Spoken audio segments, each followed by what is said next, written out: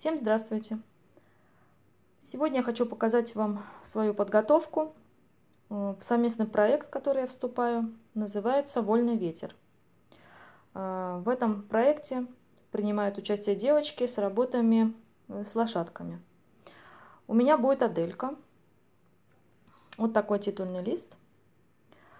Значит, здесь используется канва Аида Гамма, Мулине Гамма, Игла Гамма, инструкция.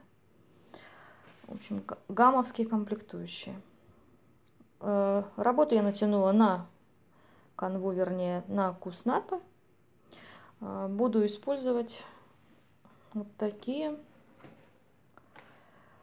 Вот такая фирма. Фреймс.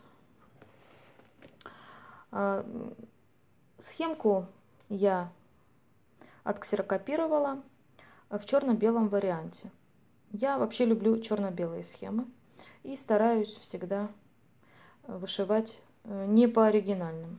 Но так как я их сохраняю, мне нравится, что у меня лежит чистенькая, хорошая схемка. Мало ли, когда-нибудь захочу еще раз вышить, чтобы было. Дальше. Здесь у меня ниточки. Я их перевесила с органайзера, который был в комплекте. Он такой был хлипенький, бумажный совсем. Ну вот на такой органайзер низанка. Это самый маленький органайзер, который у них есть. Он ниточный и иголочный вместе. Вот сюда в дырочки можно проковать иголочки. И они так хорошо здесь удобно. Я уже им пользовалась.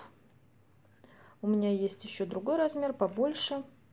Единственное, что у меня была проблема одна, что когда я выдергивала ниточку отсюда одну, я как-то каким-то образом этой ниточкой срезала вот этот, вот здесь мягенький такой, вот это ушко.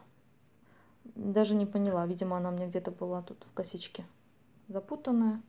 Так что надо быть аккуратным. Либо, как некоторые девочки, вешать там по одной пасме, вот, чтобы они были свободны. Но я люблю, чтобы у меня все в одном месте было. Вот. Вот так вот. Ну и, в принципе, все о моей подготовке.